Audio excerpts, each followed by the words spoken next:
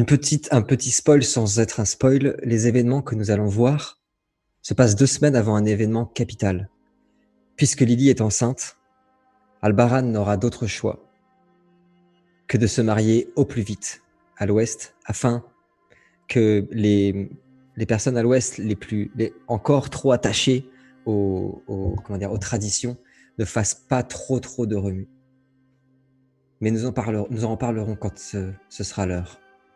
La partie d'aujourd'hui se passe 2 semaines avant le mariage d'Albarad et Lily, quelque part à l'ouest de la Celtie.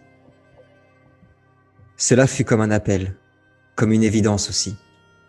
Aménia vivait ici depuis plus de jours que de nuits, dans cet endroit sans frontières, sans drapeau, sans temps aussi. C'est ici qu'elle l'attendait. C'est ici que les destinées se croiseraient. Quelque part, nulle part, là où les destins se déguisent en hasard, là où ils revêtent les haillons plutôt que l'or, car la vérité toujours se doit de se dévêtir de tous les maquillages du corps. Elle est brute, la vérité. Elle peut faire mal aussi. Mais elle est, ainsi, simple, elle-même, et n'a jamais besoin de plus de déguisement qu'elle ne saurait en produire. Galéade, nous sommes quelques mois après les événements que nous avons vécus. Après être retourné au royaume de Némédmer avec, et nous en reparlerons ensemble, beaucoup de choses à offrir pour ce peuple, tu ne te seras pas attardé et tu auras repris la mer vers le royaume de Celtie où nous nous retrouvons aujourd'hui. Tu as retrouvé cette personne que tu cherches depuis quelque temps maintenant, depuis des mois. Et tu es devant cette vieille maison, perdue au milieu de nulle part. Dans un endroit qui appartient à la Celtie et qui pourtant n'appartient à rien d'autre qu'à cet endroit. C'est la maison d'Aménia, la prophétesse. Pour ceux qui regardent cette vidéo et qui ont peut-être oublié qui est Aménia, d'où cela sort, Galéade a voulu retrouver la personne qui avait écrit la prophétie d'Aménia que vous avez vue lors de l'épisode du château. La prophétie qui parlait des 11. Il s'est avéré qu'il a retrouvé sa trace et qu'elle est encore vivante. Et qu'il s'est empressé de chercher au plus vite où elle demeurait pour la retrouver et la rencontrer. Galéade, tu es devant la maison d'Aménia. Que fais-tu ?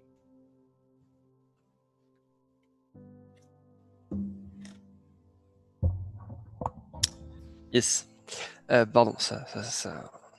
J'étais mute. Je suis devant la maison d'Aménia. Ouais. Je regarde un petit peu si je vois de l'activité, du bois coupé, Il y a du bois potager coupé. entretenu. J'allais te le dire, exactement. Elle entretient le jardin, le potager. Il y a de la fumée qui sort de la cheminée. Tout est très calme et très paisible ici. Tu as mis du temps à trouver, mais c'est exactement là où on t'avait indiqué. Et il n'y a eu aucun problème sur le voyage. Ça fait du bien. Je m'avance. Ouais. Je vais frapper à la porte. Ok. Quand tu frappes à la porte, au premier toc, la porte s'ouvre. Elle était entrouverte. Et quand tu as toqué la première fois, la porte s'ouvre et laisse entrevoir la maison pittoresque de la prophétesse, où il y a, ici et là, des instruments de mesure, des instruments d'astronomie, des papiers, des parchemins. Il y a aussi des potions. Et tu entends une voix. Tu es pile à l'heure, Setore. Setore, tu le sais, c'est en persan. C'est la langue où tu étais il y a très peu de temps au royaume des terres. Ouais. Et ça veut dire l'étoile brillante. Tu aperçois cette maison donc à l'ambiance très particulière, un feu qui crépite. Et cette personne qui se trouve à l'intérieur de cette maison, qui se lève et qui vient de te dire tu es pile à l'heure, Setore. Entre, j'ai fait du bon thé. Vous êtes fidèle à votre réputation. Vous savez donc pourquoi je suis là. Je crois, oui. Referme cette porte, le vent va s'engouffrer. Je laisse la porte ouverte. Ok. Tu t'assois ? Ok. Ouais. Veux-tu du thé, Galéade ? Après vous. Ok, donc tu vas voir qu'elle prend deux verres Ah, on se qui refait sont, pas. Hein. exactement, qui sont très sales et elle commence à servir le thé. Tu n'as rien à craindre ici, T'as Galéade. les bruitages du thé, fort. Très fort. Qu'es-tu venu chercher, toi, la lumière qui brille parmi les étoiles endormies? Des réponses, des indices sur ce chemin brumeux. L'obscurité a envahi notre monde, oui. Et qu'est-ce qui est encore dans l'obscurité pour toi? Il me semble que tu commences de plus en plus à t'éliminer, non? J'ai besoin de savoir ce qu'il faut faire, en quoi consiste ma mission, notre mission, et qui sont les différentes personnes que cela risque de toucher. Tu la vois qui sort un papier, puis un autre. Sur les papiers, il y a plein d'esquisses de la fameuse prophétie que vous avez vue. Et moi, je lui sors la prophétie que j'ai réécrit Mhm. sur un parchemin et je lui tends. C'est vous qui avez écrit ça. C'est moi, Galéade. Vous avez même l'outrecuidance de signer de votre nom. C'est comme ça que je vous ai retrouvé. Vous saviez sûrement qu'on allait vous rechercher. J'espérais de tout cœur que tu viendrais seul. Il y a des choses que j'ai à te dire, des vérités qui pourraient faire beaucoup de mal. Coupez les micros, coupez les vidéos. Ne souffrez pas. Elle regarde les papiers et fait « L'un sera l'héritier des luttes, son épée. Oui, Albarad, condamné à la guerre, à verser le sang, même de celles et ceux qu'il aimera le plus au monde. L'un sera fait roi malgré sa volonté, oui. Un ours de Celtie, Barbarta, et régnera sur les fantômes de son passé, alors que son empire s'écroulera. L'un sera des neiges immortelles du fleuve, l'Edenaya, qui dans la glace de l'hiver, à jamais reposera. Tu le connais, oui. Son nom est Naya. L'un sera jeune prodige au destin d'Ahava, qui aura la lourde tâche d'accomplir son dessein. Le dessein qu'aura choisi l'Ahava pour elle.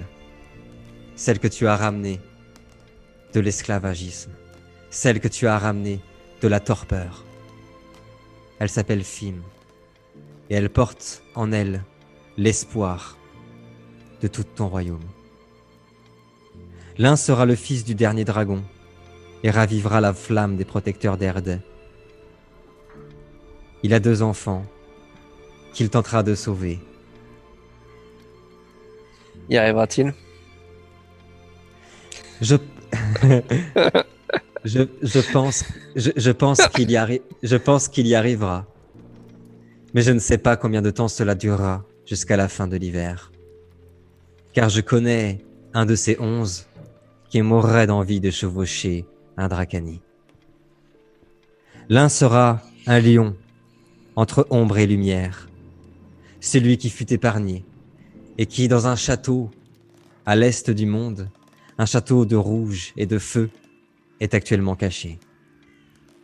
L'un sera liberté, lumière dans l'obscurité, choisi parmi les mortels. Stop. Qui est le lion? Le fils héritier d'Egenfeld. Il a été ramené par Dragan à Château-Rouge. Si.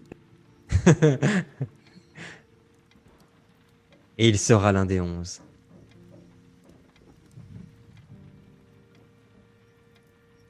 Continuez. L'un sera liberté, lumière dans l'obscurité, choisi parmi les mortels pour les protéger et les guider vers sa lumière. Il sera le Nadir. Ce sera vous, Galéade. L'un sera du cœur, son tout et sa moitié, condamné à souffrir de toutes les peines d'amour et du plus grand de tous les sacrifices. Et c'est une future reine qui attend 1 ou 2 heureux événements. L'un sera la mort en son âme incarnée, et il connaîtra que la haine. Vous ne l'avez pas encore rencontré, Galéade, mais très bientôt, je crois qu'il aura affaire à vous. De qui s'agit-il? Il s'appelle Ashrael, et aime particulièrement le roi de l'Ouest. Il est la malédiction qui règne et qui trône et qui est suspendue au-dessus de la tête de chaque roi de l'Ouest. Et il veut Albarad plus que tout.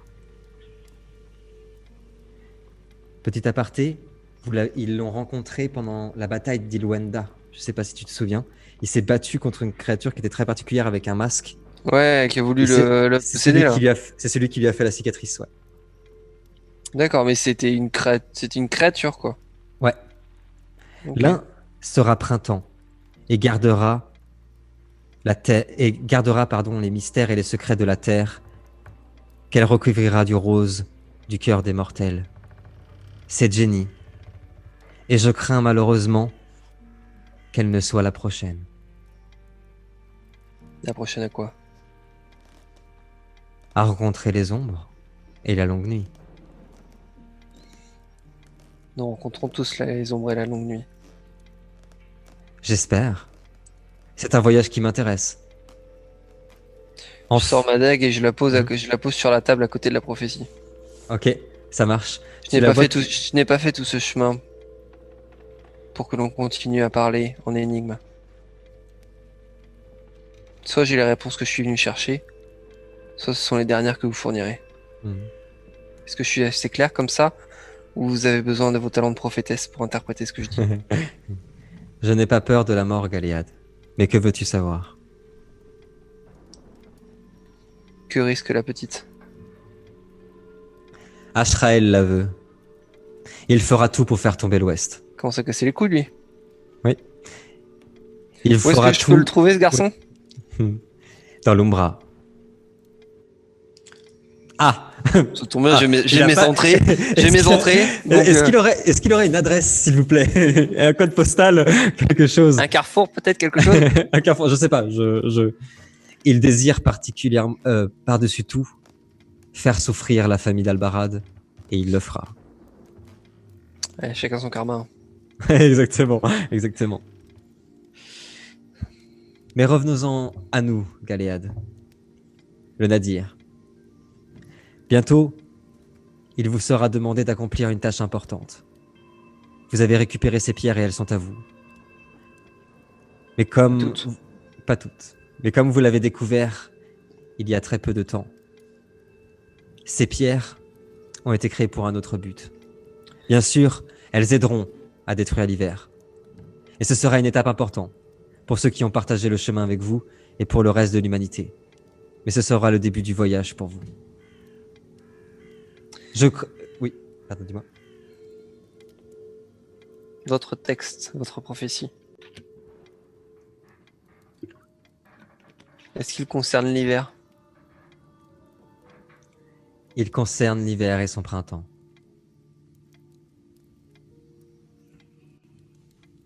Chacun de ces 11 sont liés.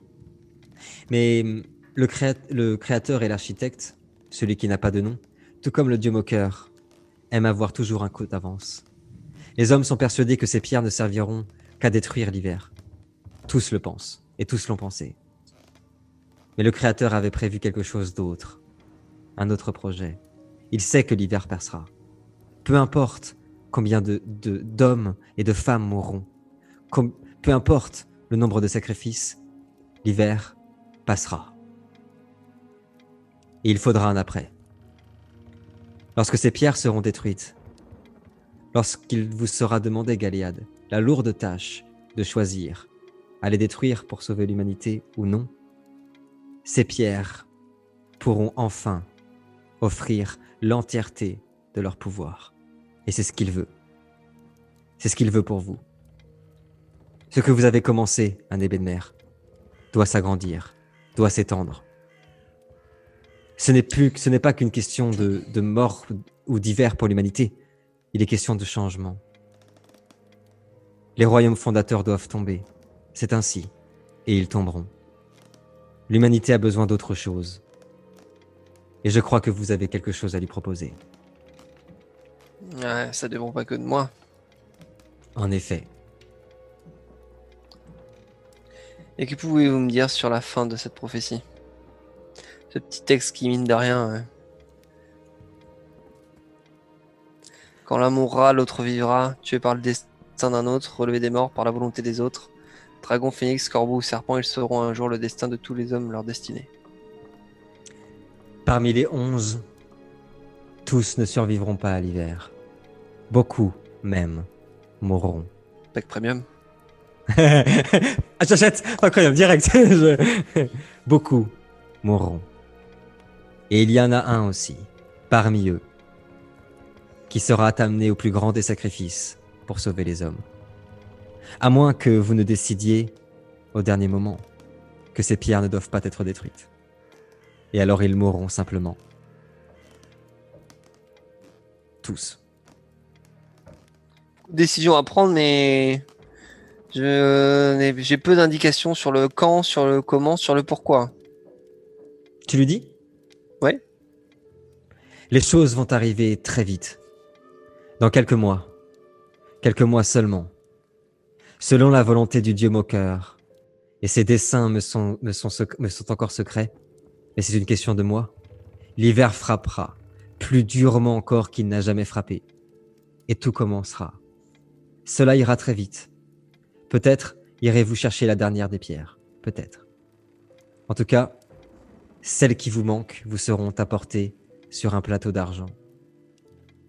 La plus grande difficulté ne sera pas de voir un royaume fondateur tomber, ni de voir tous ces hommes se faire massacrer.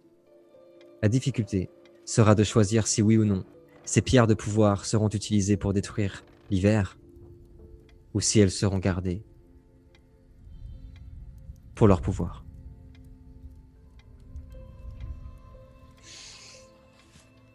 Quel autre choix avons-nous face à l'hiver? Si nous le laissons arriver, il n'est que mort, répandu partout. S'il n'y a plus d'hommes, il n'y a plus de destin des hommes. Je crains que vous ayez raison. Et c'est n'avez-vous pour pas ça- dit que l'architecte avait justement prévu la destruction des pierres et l'heure après? Je pense qu'il le sait, moi je l'espère. Mais je pense qu'il sait, oui, que les pierres seront détruites et que leur énergie serviront, avec vous, à guider les hommes. Mais nous parlons beaucoup de vous. Beaucoup des gens qui vous accompagnent craignent que vous ne vouliez garder les pierres pour vous. Mais n'avons-nous jamais parlé des autres? Ne devons-nous pas craindre la réaction des autres? Et s'ils voulaient, eux, garder ces pierres? Cela pourrait avoir un impact, en effet, sur l'hiver et sur l'après. Et c'est évidemment ce que le Créateur ne veut pas. Il a choisi parmi les 11 le Nadir pour éclairer le monde des hommes, l'humanité, et leur apporter un empire gigantesque, jamais vu encore dans l'histoire des hommes. Et il n'en a choisi qu'un. Voilà son rôle. Et c'est à lui que revient la lourde tâche de réunir les pierres. Je pense que les discussions ont déjà eu lieu et ont déjà pu éclaircir certains points. Après, si quelques réfractaires refusent d'aller dans la marche des choses, je pense que l'hiver se rappellera à eux. Je pense que vous avez raison. Je dois vous prévenir d'une chose, Galiad. Lorsque ces pierres seront détruites, elles vous gorgeront d'une énergie qui dépasse votre entendement. Vous aussi, peut-être. Seriez-vous tenté, comme les autres auparavant, d'utiliser cette énergie à mauvais escient? Il vous laissera libre. Quels autres? Ceux du passé, qui aussi ont eu ces pierres dans les mains. Vous voulez dire qu'on n'en est pas à notre premier hiver? Oh non. L'histoire s'est malheureusement répétée. Matrix! Pardon. J'espère que vous ne ferez pas le mauvais choix comme il l'avait fait. Quel est-il ce mauvais choix? De garder les pierres pour soi-même? Gardez cette puissance. Sacrifiez les hommes. Eh bien, écoutez, nous le saurons le moment venu. Qui suis-je? Je ne suis qu'un homme. Qui suis-je pour savoir ce que je déciderai à ce moment-là? Vous avez raison. Et il vous laissera libre, toujours. S'il marchera à vos côtés, S'il essaiera de toute son âme de vous guider, il vous laissera libre, oui. Totalement. Parlez-moi du royaume des terres et de son souverain. C'est quelqu'un de sage et d'intelligent. Il sait ce qu'il se trame. Il sait lui aussi qu'après l'hiver, si le printemps arrive, Nebenmer ne restera pas un royaume aux confins à l'ouest d'Erdé.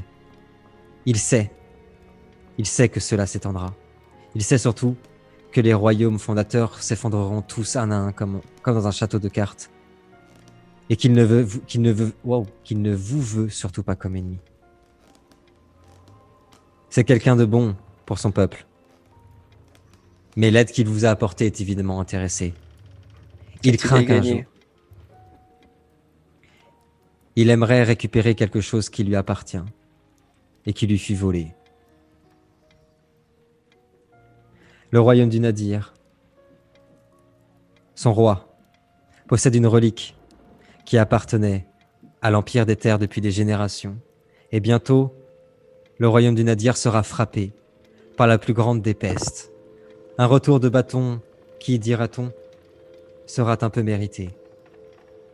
Les empires à l'Est vont frapper fort et frapper rapidement le royaume du Nadir d'ici quelques semaines maintenant. Ok. Dans le grand échiquier, il ne restera plus grand monde à la fin de cette histoire.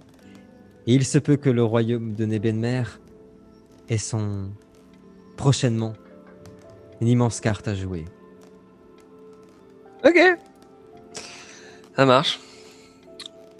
La bonne ambiance. La bonne ambiance. Ouais, il faut que il faut, voilà, quelques Ça fait secondes beaucoup. pour, Hein. Ça pour fait assimiler tout là. Ok. Ok. Cool. Très bien. Et vous là-dedans, quel est votre avenir? On doit pas vous le demander souvent, ça. Elle sourit. Il s'arrêtera bientôt. D'ici quelques jours, lorsque vous serez repartis, puisqu'ils vous craignent, les ombres viendront me chercher. Et moi aussi, je partirai pour le grand voyage. Mais c'est l'heure, je ne suis pas inquiète. La seule chose qui m'intéressait, c'était de vous rencontrer et que vous sachiez qu'il a prévu quelque chose pour vous, qu'il est avec vous et que vous êtes la lumière pour cette humanité.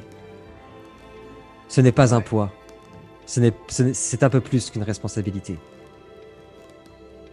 C'est encore autre chose que tout cela. Je pense que cela dépasse même l'hiver. Je pense que le destin d'Erde dépend et dépendra de vos choix prochains. Je pense qu'il a choisi et qu'il a vu en vous le phare qu'il désire pour l'humanité.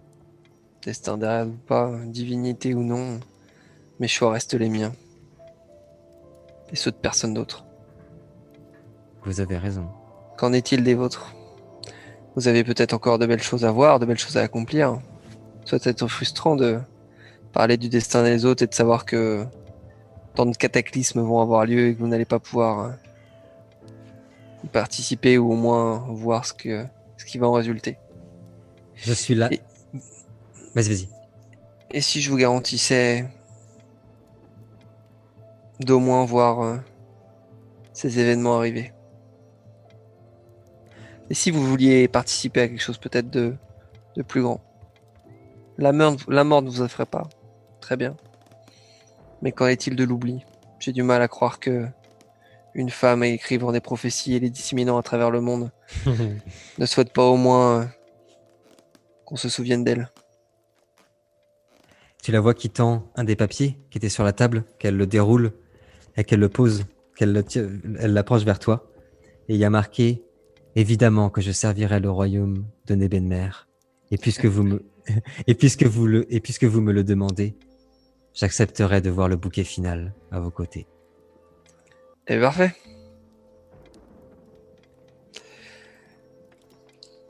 Quand est-ce que vous êtes prêt à partir? Prête à partir.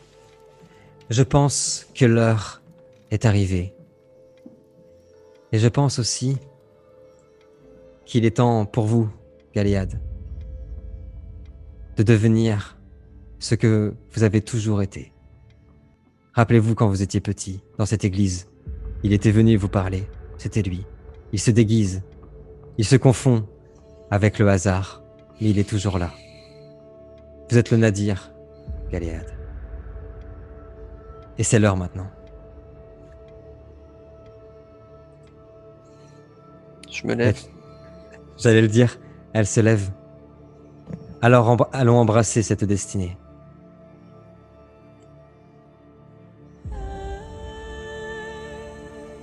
Let's go. Tu la vois qui sort avec toi de la pièce. Avant que la cinématique ne soit envoyée, la prophétesse partira vers le royaume de Nebenmer, seule, laissant Galéade un temps, enfin, seule. Toutes ces choses, comme tu l'as dit toi-même, ces informations, toutes ces révélations, ce poids, malgré les apparences, évidemment, affectent l'homme. Galéade, bien sûr, a conscience de ce qu'on lui vient de dire, d'être le Nadir, a conscience de la responsabilité qu'on lui a donnée. Je pense même qu'il le sait depuis un moment. Depuis qu'il a les pierres avec lui. Je pense qu'il le sait. Mais ça ne l'empêchera pas, comme nous l'avons choisi depuis le début de cette aventure, d'être le plus humain des humains, d'être le plus beau représentant des hommes de notre aventure, d'avoir ses failles, d'avoir ses questionnements. Et il sera parti quelque temps, seul, dans les forêts de Celti, et je lance la cinématique de fin de cet épisode 18. Si tu es prêt, Galéade.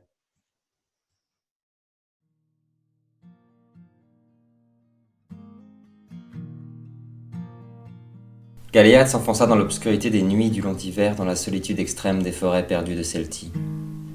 Il resta là, un temps, en seule compagnie de ses songes. Les flocons de neige virevoltaient ici et là, dans un tango monotone, mais délicat.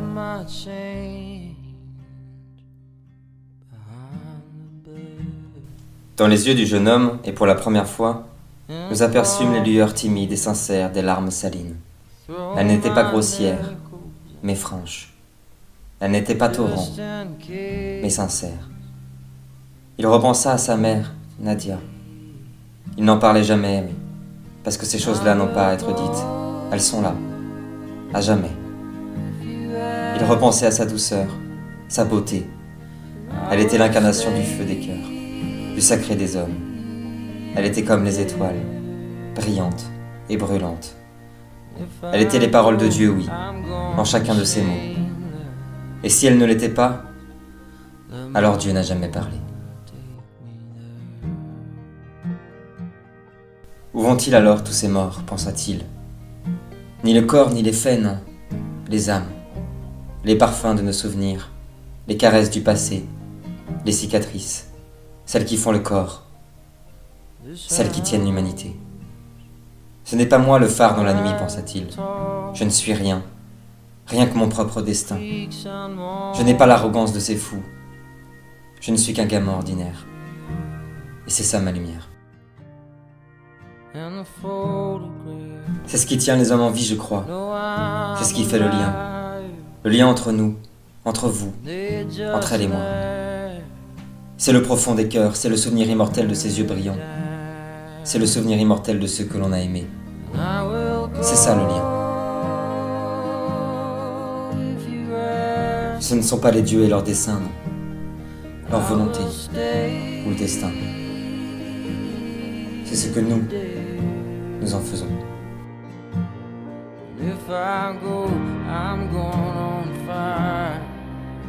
Moi je me souviens des chants d'Ymir dans mon lointain Nadir. La chaleur des soleils de juin, le chant des oiseaux, les serpents qui caressent les jambes, les roses sauvages qui dansent, chatouillées par le vent. Je me souviens de ce temps, je me souviens de ce soleil. Il était elle, il était lui, il était nous, brûlant. tout comme les bateaux que je confiais aux fontaines, aux ruisseaux, auront fini parfois par se perdre, parfois par regagner l'océan. Nous sommes cela, nous aussi, nous les hommes. Nous nous perdons aussi parfois. Et nous nous retrouvons. C'est ça la lumière.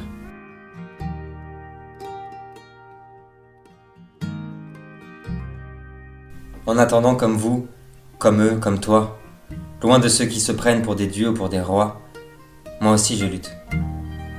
Dans ma propre obscurité. Ouais, je lutte. Pour trouver ma lumière.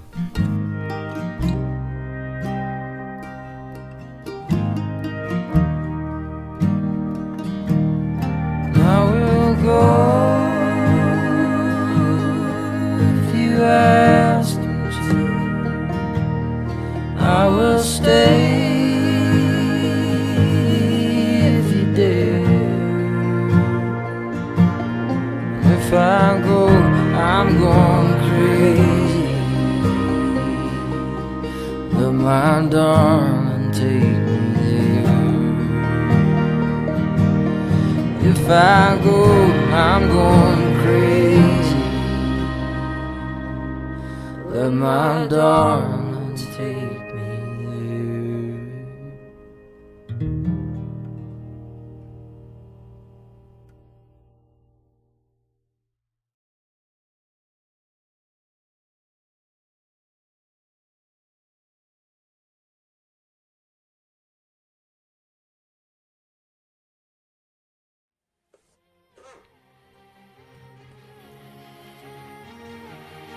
Nous sommes quelque part à l'est du monde, sur le territoire brûlant des mythes et des légendes, là où un château rouge siège fièrement, dans les ombres de l'anonymat.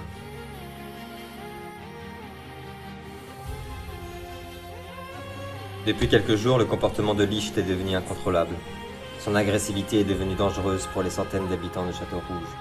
Plusieurs fois, le dragon blanc a attaqué son frère férocement, ainsi que son père et maître Dragan.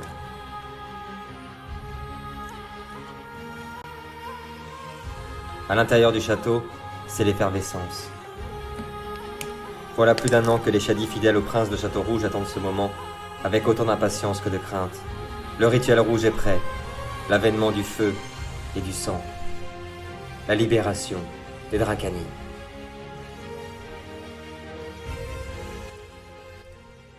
Hop. Est-ce que tu m'entends, Galéade? Dragan, pardon. Ouais, Galéade, c'est ne j'entends pas. J'adore l'image avec les statues, avec le fond rouge, là, avec les vitres. Là, Ouais, magnifique, cette Château image. Rouge, ça tue. Ouais. Celle-là, ouais, elle est. Hop. Elle est...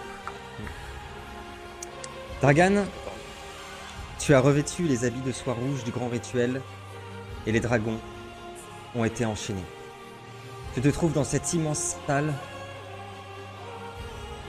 avec tous les autres shadis. La vision est terrible pour toi et douloureuse de voir tes deux dragons enchaînés et même leurs museaux ont été enchaînés pour pas que, avec la douleur, ils ne crachent du feu.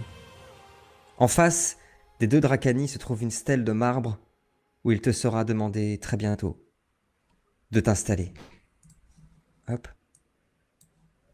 Autour de la pièce, des shadis récitent des cantiques magiques et des prières en langues anciennes afin de protéger ce rituel. Agdashi, dont je t'ai déjà parlé, qui n'est ni un homme ni une femme, qui a dépassé les 1000 ans, le plus vieux shadi de Château Rouge, supervisera le rituel. C'est en lui que tout repose. Tu as donc sur toi les habits de soie rouge de ce fameux rituel et les reliques que tu as apportées de la dernière partie du temple d'Olorun ont été déposées à côté des Dracani et à côté de la stèle. Agdashi s'approche de toi, Dragan, et de façon très solennelle vient te dire « Nous sommes prêts, Dragan. Lorsque vous le serez aussi, nous commencerons. » Je me retourne vers lui, je me retourne vers la salle et j'élève un peu la voix. Mes amis, mes frères, mes camarades, nous nous préparons depuis maintenant 1 an. 1 an. Nous nous cherchons, que nous essayons, que nous voulons des solutions. Vous le savez, nous le savons tous depuis le début, que la corruption ronge ce monde. Et même les bêtes féroces que sont les dragons ne peuvent y résister. Mes amis, mes frères encore une fois. Nous attendons ce moment depuis maintenant bien trop longtemps. Les Shadi ont tous été martyrisés, massacrés. Souvenez-vous mes frères, de la destruction de l'arbre et du nombre de personnes que nous avons perdues. Nous sommes là pour honorer leur mémoire, mais également pour leur faire honneur. J'ai toute confiance en vous, vous le savez. Les portes de Château-Rouge vous sont grandes ouvertes. Et quoi qu'il advienne, quoi qu'il en soit, moi, j'ai toute confiance en vous et en nous. Merci à vous. Quand tu dis ça, tous les Shadi qui étaient autour dans la pièce et puis qui récitaient les cantiques se mettent à hurler « Pour le prince de Château-Rouge !» et se remettent à prier « Ogashinya !» Et Agdashi te fait signe d'approcher de la stèle. Je m'approche de la stèle et je m'allonge sur le dos avec les mains closes. Ok. Agdashi te regarde très silencieusement et toujours solennellement te dit « Cela sera plus douloureux encore que toutes les souffrances du passé. Cela ressemblera à la mort, mais il faudra tenir, Dragan. L'avenir de vos fils en dépend, et sans doute aussi l'avenir de notre monde. » Je le regarde et je fais « La mort a déjà une emprise sur moi. » Et je ferme les yeux. Ok.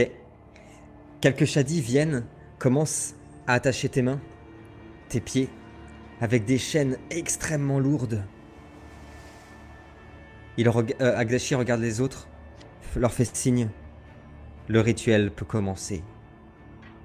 À partir de maintenant, je ne ferai pas l'affront de parler dans la langue des Shadi pour qu'on ne comprenne rien, mais évidemment, nous allons absolument toujours communiquer dans la langue des Shadi, du début à la fin.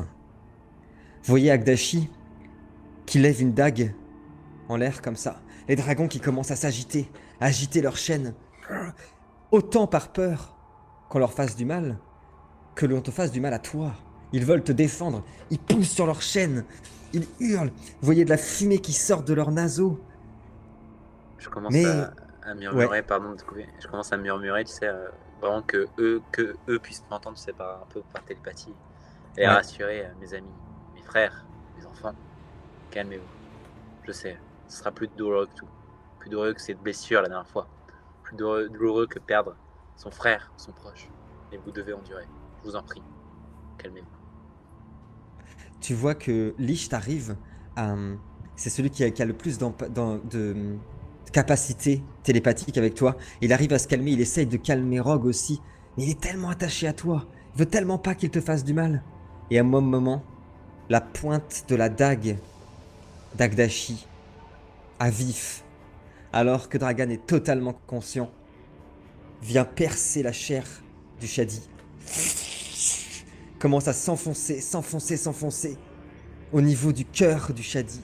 L'une des pires douleurs, je ne sais pas si vous connaissez, il y a un barème des pires douleurs qui existent pour l'humain. Et l'amputation à vif est évidemment au maximum. Et oui, on est sur une souffrance atroce. C'est horrible, vous voyez Dragan qui commence, toutes ses veines commencent à gonfler, il commence à résister, il est en train de tirer sur les chaînes, et la dague vient s'enfoncer jusqu'à son cœur. Au même moment, les Shadi se sont approchés des dragons et ont fait exactement la même chose. Ont planté des dagues noires au niveau du cœur des dragons. Et entre les deux, entre Dragan et ses fils, la sphère, le cristal rouge que tu as ramené du temple de Lorun commence à scintiller, à s'embraser. Le rituel a commencé. Vous voyez la vitalité de Dragan qui commence à sortir de son corps. Celle des Drakani aussi, et elles se rejoignent dans la sphère. Et la sphère de Lorun, juste à côté, elle aussi, alors qu'elle se trouve en lévitation au-dessus de la main d'Agdashi, est en train de se gorger du sang des dragons et de Dragan, les unissant à jamais. La souffrance est horrible, Dragan. Et tandis qu'Agdashi retire le cœur de Dragan, ce dernier a une vision. Dragan, ce que je vais te dire est un peu mindfuck, mais tu continues à ressentir la souffrance et pourtant c'est comme si, soudainement, d'un coup, tu te retrouvais à côté de ton corps. Tu les vois, tu les entends, mais c'est comme si on était sous l'eau, tu vois. Il y a une sorte d'écho étrange. Tu vois, c'est tes dragons souffrir, tu vois ton propre corps martyrisé.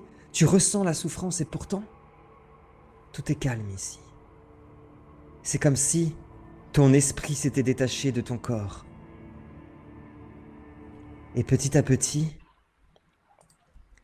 tu ressens une magie intense autour de toi, apaisante et calme. Et depuis les ombres du château du sanctuaire, se dessine une lumière ardente, magnifique.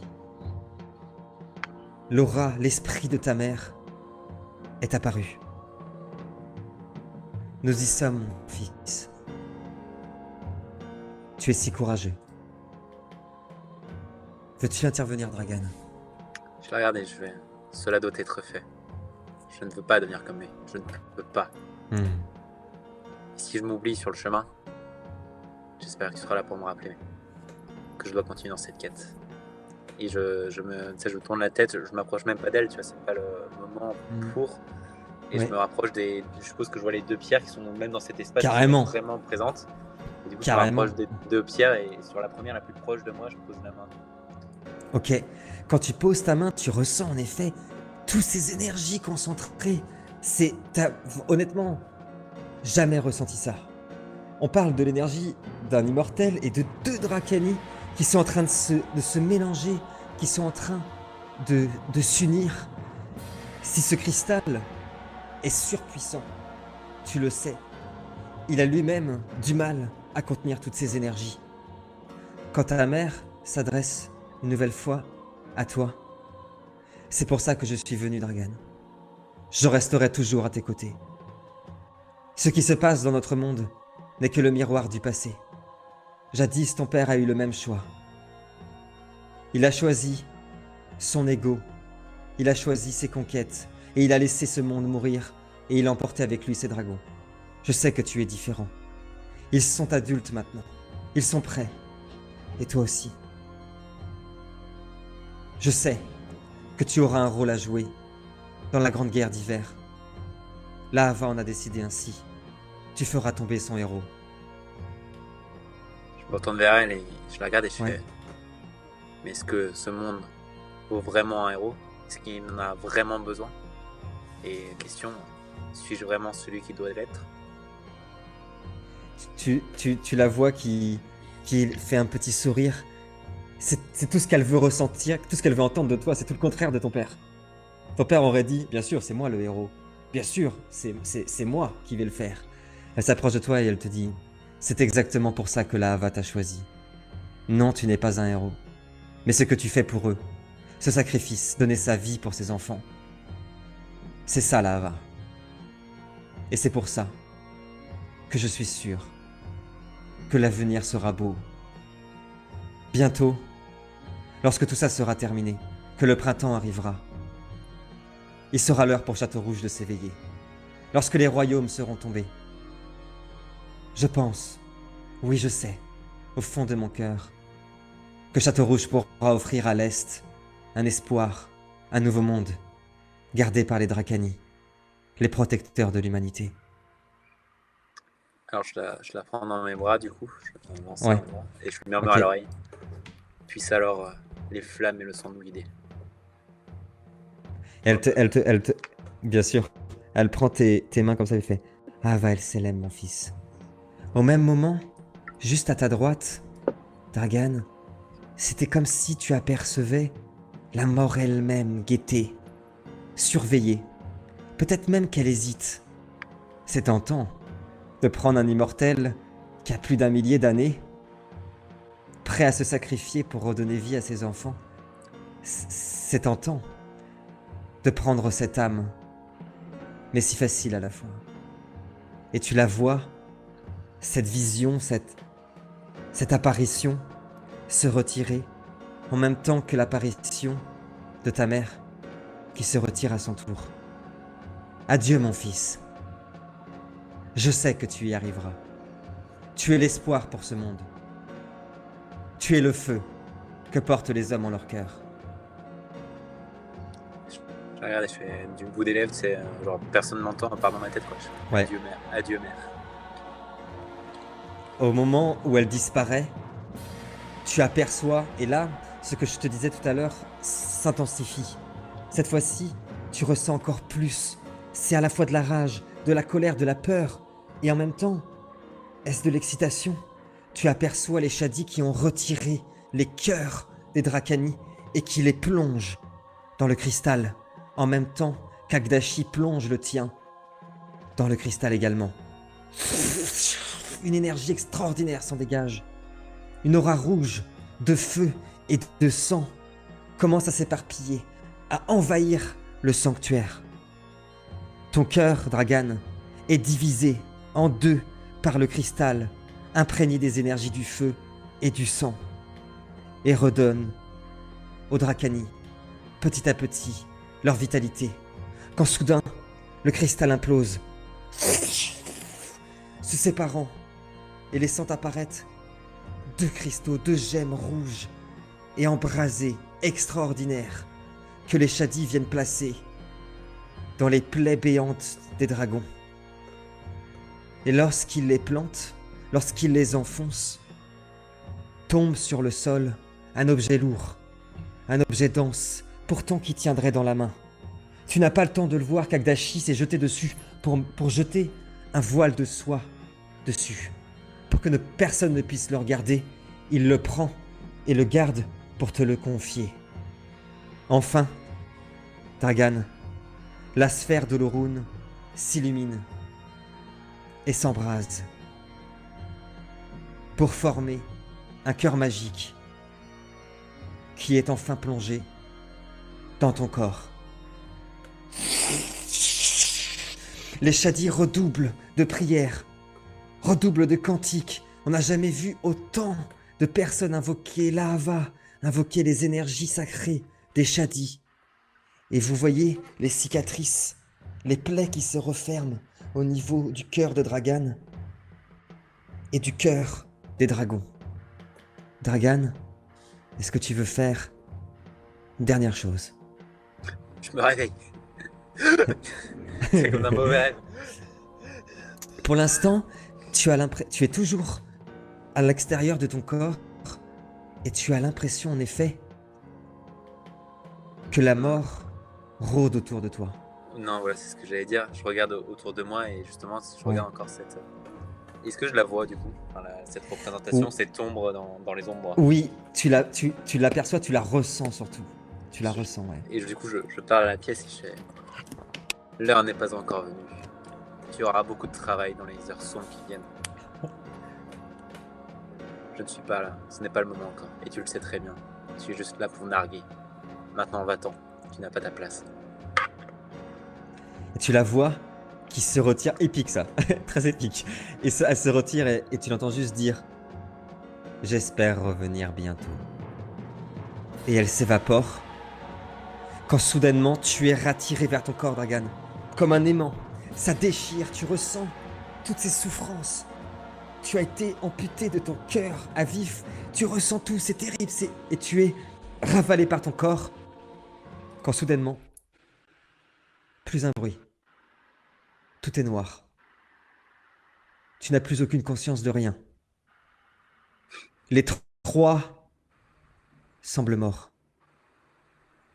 Tout le monde dans la pièce est tendu. Nous apercevons seulement à l'intérieur du corps, nous qui sommes omniscients, à l'intérieur du corps de Dragan, la sphère de l'Orun s'étant transformée en un cristal magique extraordinaire, mais qui pour l'instant est entièrement endormi. Quand soudainement, Agdashi s'approche de Dragan, pose sa main sur son front et lui dit ceci.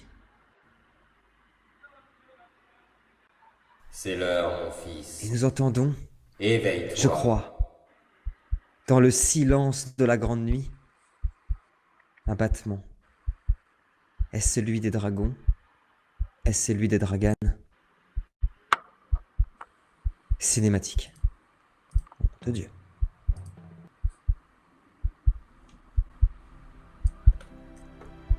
Il eut un silence long et profond, un écho des immortalités, de l'éternité aussi, je crois. L'esprit de Dragan y était retenu, sans doute, par le poids des souffrances qui là-bas n'ont plus aucune importance. Mais soudainement, le jeune Dracani ouvrit les yeux et inspira pleinement l'air frais de Château-Rouge. Son corps s'embauma d'un voile de feu et de braise, et tandis qu'il se débattait, les chaînes qui le retenaient se mirent à fondre, tout comme le sol de marbre qui avait accueilli son corps lors du rituel. Dragan lévitait au sommet de la pièce. Ses yeux étaient imbibés de feu et de sang, et son corps nu s'enflamma entièrement dans un brasier terrifiant. Et ces deux Dracani s'éveillèrent à leur tour, déchirant leurs chaînes, s'envolant au sommet du dôme, tournoyant au-dessus de leur maître.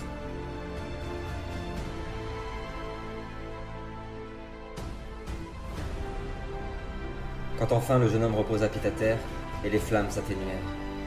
Il n'était plus du monde des vivants. Son corps de chair n'en était pas moins éthérique maintenant. Il était devenu un être de l'autre monde, un être différent. Il n'était plus du monde des vivants, non. Par son sacrifice, par cet ultime acte d'amour pour sauver ses enfants, il était devenu comme eux, embrassant leur cause, embrassant leur destinée. Un être de feu et de sang, un être magique, le dernier Dracani.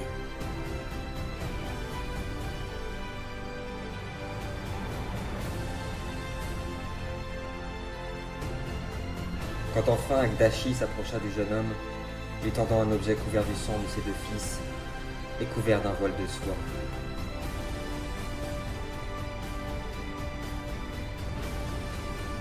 Elle est à vous à présent, Dragan. Elle vous appartient.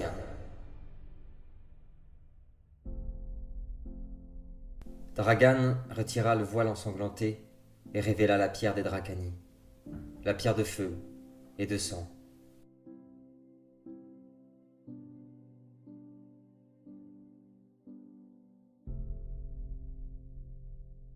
Et quand il posa enfin sa main sur elle, cette dernière s'embrasa.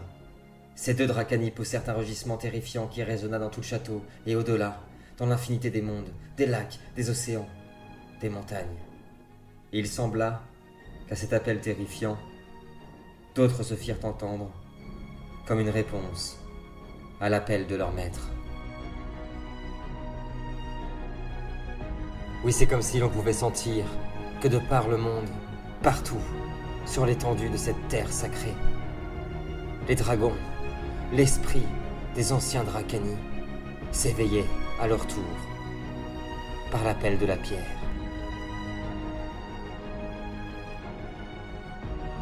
Dragan empoigna l'une des somptueuses cornes de Rogue et s'envola avec lui. Licht les suivait, semblait libéré du courroux des ombres, et les trois Dracani percèrent le silence de la nuit. Et tandis que tous trois s'élançaient dans le noir des nuits, Agdashi s'écria « Libère-toi, Dracani! Libérez ce monde! Fondez sur les champs d'horreur! Libérez les hommes du courroux de l'hiver! L'espoir renaît! » Et dans un rugissement bestial, Rogue et Licht dépassèrent la cime des nuages et faisaient face, fiers et droits, à la lune. Ils étaient plus forts. Ils étaient enfin prêts, oui. L'heure des dragons est arrivée.